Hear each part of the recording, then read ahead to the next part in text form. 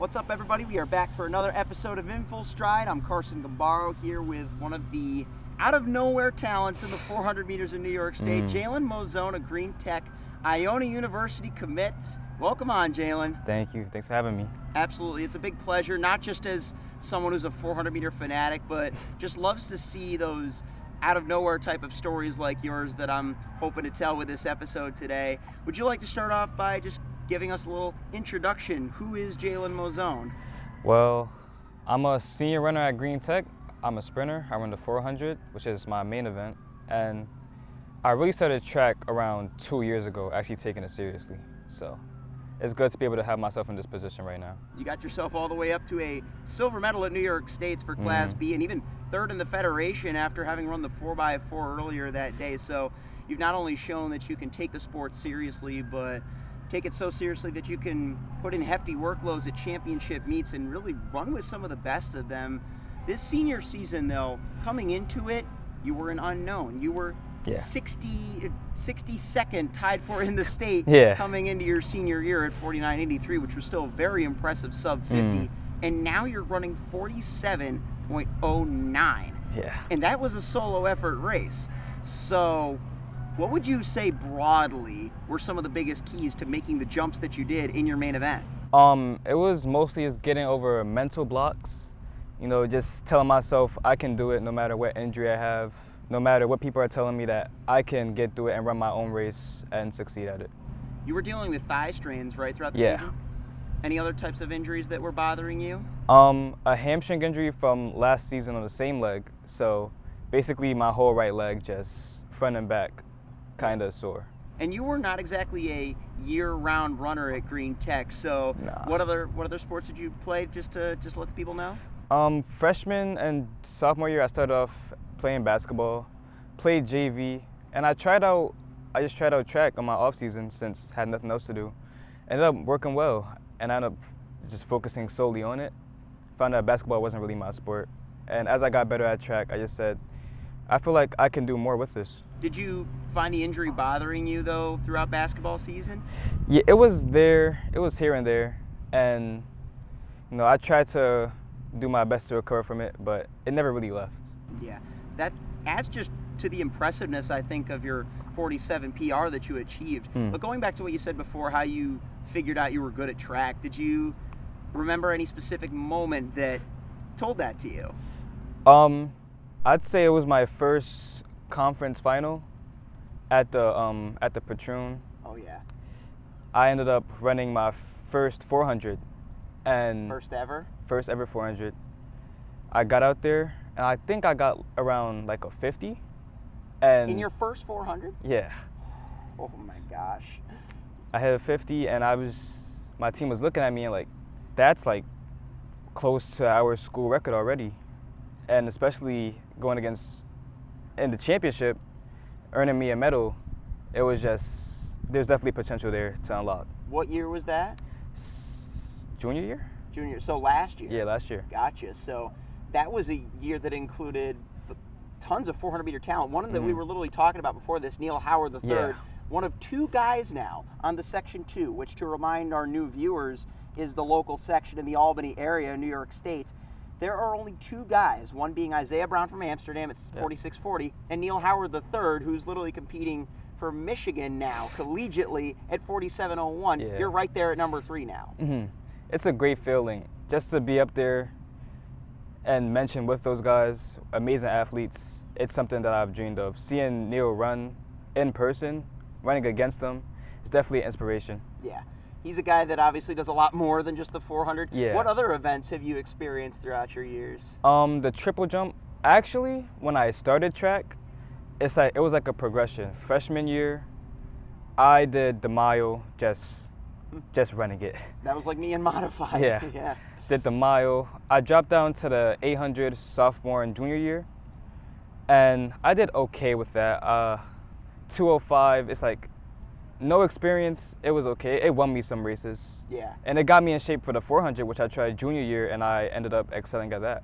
So when you drop down to the 400, because obviously you can approach that event from a lot of different directions. You could be a 1-2 sprinter moving up. Yeah. You could just be a natural 400 sprinter like you found out you were, or you could be a distance runner moving down, did it just feel like a nice sigh of relief to just go out there and run full speed for an entire lap? Yeah, it definitely made me realize I had way more in the tank than I did in the 800.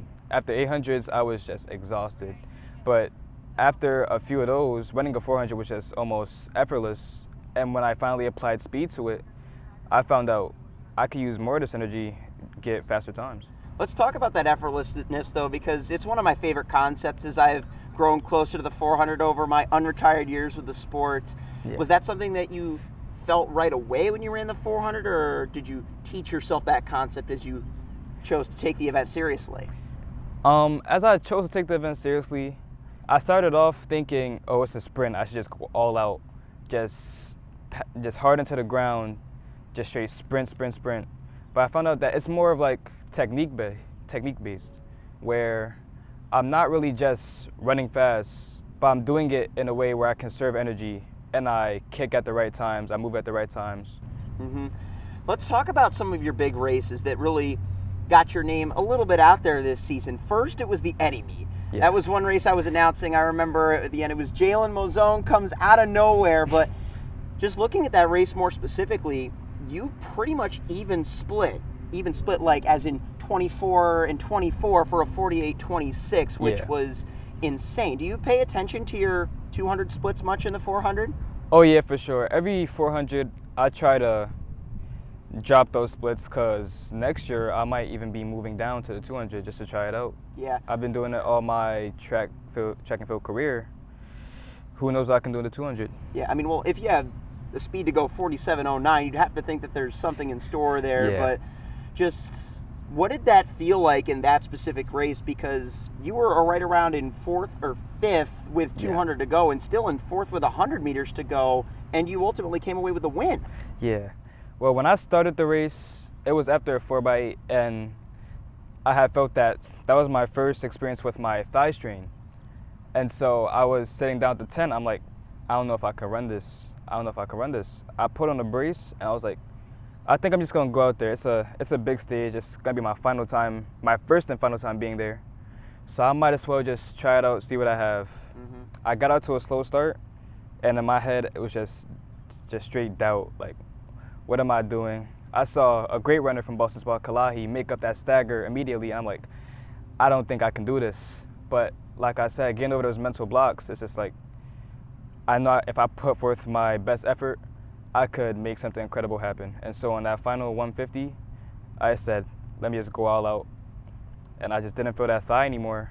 Ended up sprinting the final 100 and end up with the win. That's awesome. Kalai even ran a school record in that race. He was our second guest on In Full Stride. If you haven't seen our early episodes, definitely make sure to check that out. But yeah, just bringing that best out of you. I really love watching that race. And I liked what you said there at the end, because in my experiences with injuries post-competitively, I've dealt with some hammies, but what I found is that if you start steady when you're feeling injured, you'll already have built up a good base for the first 200 to finish in that last 200 once you're already running and the lactic starts to consume you. Your brain just shuts off and you start to go, right? Yeah, for sure. Did you think back? I made the comparison instantly to Quincy Hall in that race. Did you watch the Olympic 400 final? Yeah, I did.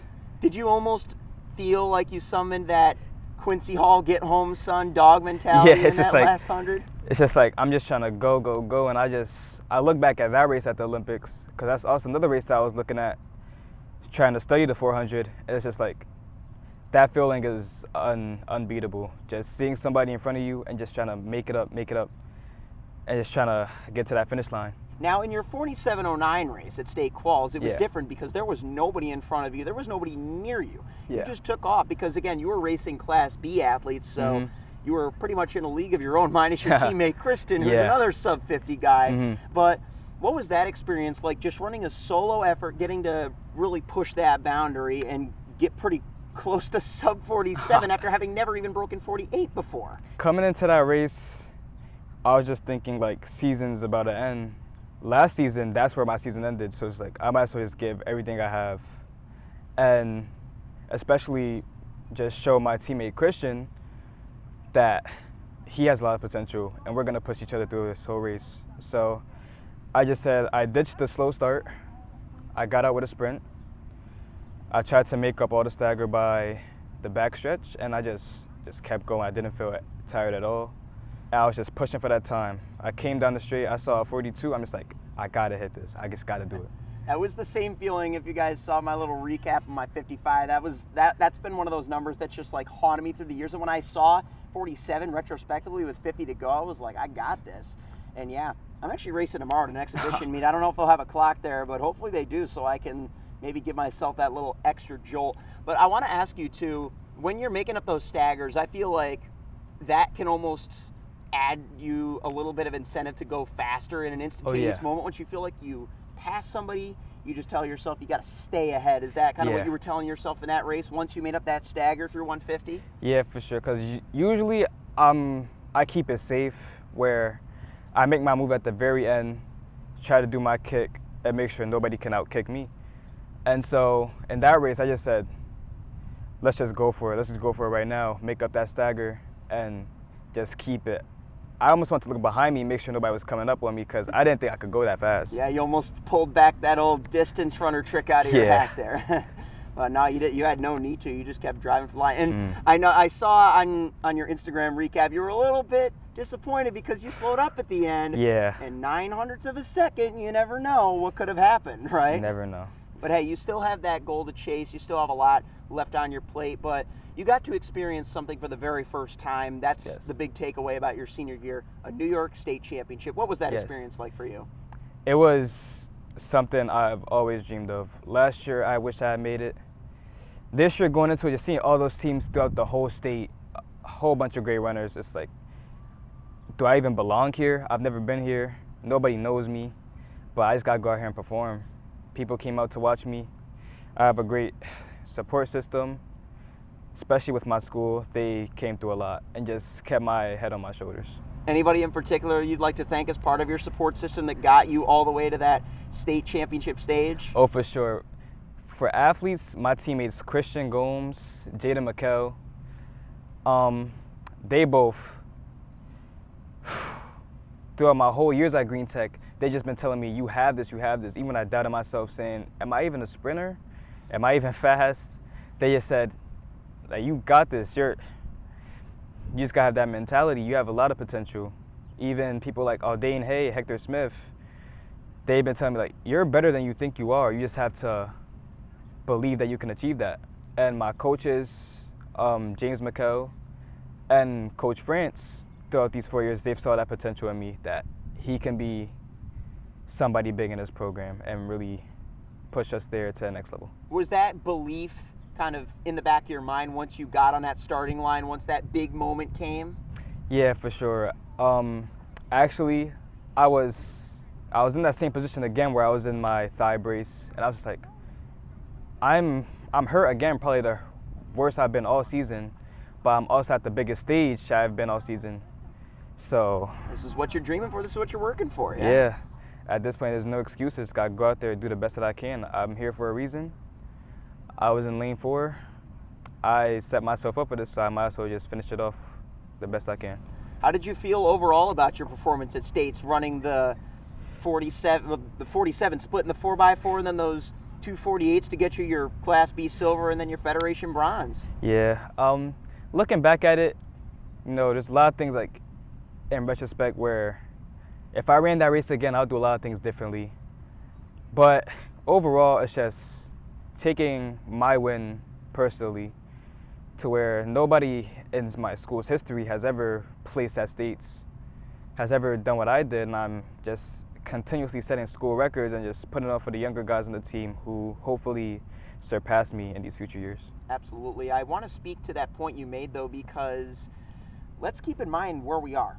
We are not at Green Tech High School. We're at the Albany College of Pharmacy and Health Sciences, where you guys practice, because you guys don't even have a track at your home school, because your sport obviously isn't one of the more well-known sports.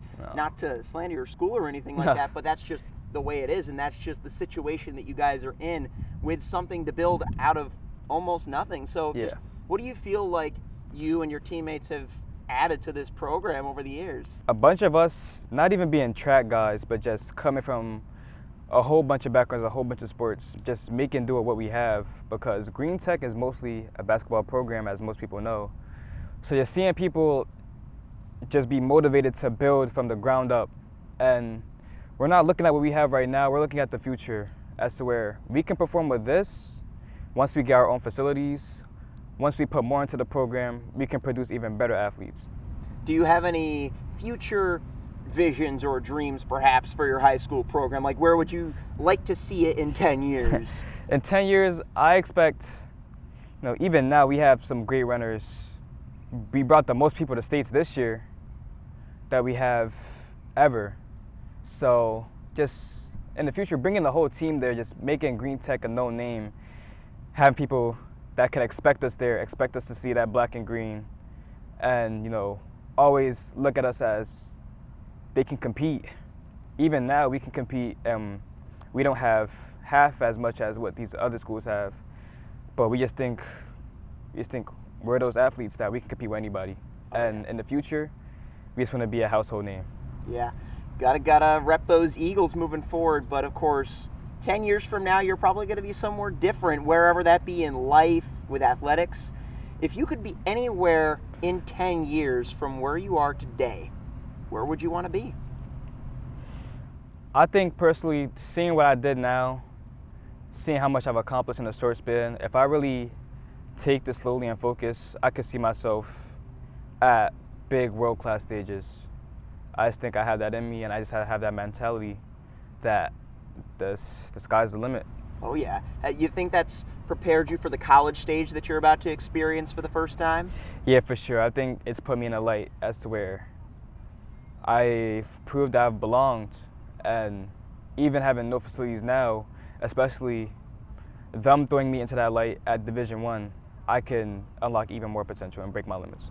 Now, what was your commitment journey like in arriving at Iona? Because, again, like we've said about 5 times, and need I say one more time, your name was relatively unknown. You had been unsigned for quite a long time. So just what was it like arriving at your ultimate destination, Iona University?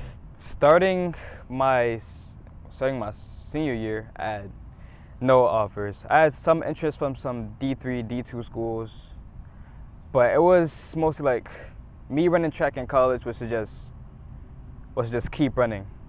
I never really had that mentality. It's like, I'm gonna be able to compete at big stages, but I can just take this to the next level. It doesn't stop at high school. And just seeing myself drop my times faster and faster, having more college coaches reach out, it's just, these people see something in me, and I just gotta see it in myself as to where Division I schools are coming up to me. It's obviously for a reason. What have been some of the qualities in yourself that you've seen, not just in dropping your times, but in putting more and more work and dedication into the sport? It's probably my perseverance, not letting what I have around me bring me down, not letting injuries, facilities, people ever slow me down, just having that mentality that I know what I'm capable of, and I just have to show it to the world. Yeah, and you're going to get a chance to show the world in a bit of different way now that you will have a chance to run indoor track at Iona. Is that another experience that you're just itching to get to? It's something I'm super excited for. I've always loved the indoor atmosphere, and actually having a season, something I've never had. It's just a lot to prove, but also a lot to gain. How do you keep your track fitness, considering what you've done in high school? How do you keep that up during the indoor off season? It takes a lot of discipline. I seek out a lot of camps, even places like Powerhouse Athletics. Oh yeah. Just shout out Gabe Young. I'm going to quickly interrupt because he and the Albany Firebirds just came home with the Arena Football Crown Trophy, so that was really cool. They're a great strength coach to have there. But go on. He's an inspiration. He was one of the first people who saw my potential. Just seeing as I'm not a developed sprinter, I'm just running with no technique, just pure talent. And he just pushed me there, getting more strength in my legs, telling me what I need to work on. Just being that coach for me in the off season, that's just like helping me realize what I have to do. And then I take what he taught me and use it independently, go to my own gyms, and just try to keep myself conditioned to where I'm not completely out of shape for the outdoor season. Yeah, I know that's what you were telling me because you got a few weeks of rest since you've been just grinding all season long where Yeah. you're just mainly focusing on the weight room? Is that just one of those big things that you're trying to get more and more acclimated with? Yeah, for sure. Definitely want to build up muscle, try to prevent as much injuries as I can, and put more strength into the ground. But it just overall staying healthy and taking my health more seriously. It's so impressive to me just how fast you got this season because of the type of build that you have. You're a very lean athlete, Yeah. kind of bringing some of that middle distance background. But, once you just put on that muscle and strength and speed, I think your potential is really there. So what have been some of the biggest weightlifting exercises that you've enjoyed the most getting familiar with the weight room? It's just overall a new experience doing split squats, calf raises, squats, just leg presses, just being taught new things every time I step into that weight room and step into that gym. What would you say is one thing that has been a bit uncomfortable about this growth process of yours? How fast it's happening. Like everything is just being shot at me. Every time I go out, I end up PRing, and it's just like, it's even getting a little confusing to me. It's like, I'm getting better, and it's like, I don't even know what I'm improving on or what I'm doing to change. I feel like I'm running the same race every time, but it just gets faster and faster, and I just gotta try to keep up with myself. Does that place pressure on you when you see yourself drop those personal records and just feeling like, oh, I gotta do it again? Yeah, for sure. Every time I see myself run, even a 49 now, if I don't see myself running at least like sub 48.4, it's just like, man, like, am I, like I said, I'm doubting myself. Am I really that fast? I gotta be consistent. I know you're not your PR, but I feel like I can run that consistent 47 like I do in the relay and opens. What are some ways that you've found to relieve that pressure and take it off of your shoulders when you get in those big championship environments? Just not think about the outside, not think about the time, not think about what I want to run, but going back to my mental space when I ran that 47.09, just stay in that same clear headspace and I can do it again. Because I didn't expect myself to run that. I didn't expect anything near that. So if I just stop placing set standards on myself, I can just keep breaking my own records. Oh, yeah. Well, that's a good way to establish the track that you're on. Are there any people that you've looked up to through the years that have inspired you to want to shoot for the stars when it comes to what you're aiming for? It's definitely seniors on my team that have left. Isaac Sylvain, he's been a huge inspiration. He was probably in the beginning years of this program for what I've been here for. He's been just one of those guys that every year where it's like, we want to be like Isaac. We want to be that sprinter. We want to make a name for ourselves like how he did. And he was also another track guy. He's a football player, so just look up to the guys who can run fast without any technique, without any really experience, and just saying we can do the same thing and we could probably do better. Since you mentioned football players, I was going to ask, I'll probably ask again after this question, which 400-meter professional runner you look up to the most, but I want to ask you, now that we've seen Tyreek Hill dropping his times, one of the fastest football players on earth, down to 10:15 in the 100, Yeah. do you think as he and Noah Lyles are right now that he has a legitimate chance of beating Noah? Honestly, I don't think so. I mean, all things said, in track and field, it's a race. It's a thing where anything can happen in a race. People can slow down. People can have a bad race. But I think an Olympian who really does this as a profession, Tyreek Hill hasn't really set himself to be in that light to where he can compete with a gold medalist. Yeah, that's fair. Obviously, we haven't seen a ton from Noah this season, so that's kind of why I ask it in that way. A lot of people have obviously, it's been the talk of track lately, just seeing Tyreek drop 10.1 and, oh, Noah Lyles canceled the previous race. He's ducking, typical track stuff. It's good for the sport, though. It's definitely good for the sport, just putting it in the map. Track is a very, very limited, very small sport. Just seeing that it's being exposed to much more is, either way, it's amazing. Any 400-meter runners, back to my previous question, that you've looked up to on the professional side of things? Definitely getting track and field, I look up to Quincy Hall, as you mentioned. Just his grit, his strength, that just not losing mentality, the race isn't over until it's over, and he just goes all out, and it's just amazing. Something I've been looking up to. I'm really glad that you answered that way. I wasn't asking the question so you would answer that way, but I'm glad you did, because what do we know about Quincy Hall? We didn't know anything about him until what he did this past year. But if you look at his collegiate career with what he did with the 400 hurdles, he's been here all along. And I hope that whenever you arrive at this episode, no matter how far along in this man's career it is, that you know he's been here all along. Jaylen Mozone, thanks so much for your time today, man. Thank you so much. Anything you'd like to share before we wrap for today? It's just great being here. I'm happy that I'm able to put myself in this light.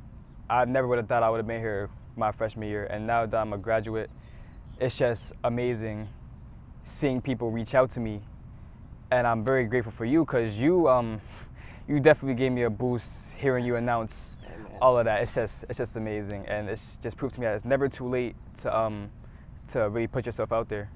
I appreciate it, though, because, again, it was that first race I announced of yours your sophomore year. We were talking about it before this. You against Riley Van Alstyne, one of the other 400-meter legends in Section 2. You were going up against him pretty toe-to-toe on a 4x4 anchor at my hometown Stillwater Rock and Relays. And from there, I knew once I saw your name again this year that there was no question that you were destined to do something great. So, yeah, I really appreciate you for taking the time. Any fun summer plans ahead for you? For sure. I really just want to enjoy my final summer out here. Just, you know, relaxing, not getting into too much athletics, many activity yet. I just want to really just take time to visit the people who brought me up so far, and before I leave, just thank them again. All right. Well, that'll do it for today. Thank you all for watching this episode. Leave a like if you enjoyed, subscribe for more, and follow the podcast on Instagram, and follow this man's college career, Jaylen. Thank you for everything, and I'll see you soon. Of course. Thank you so much.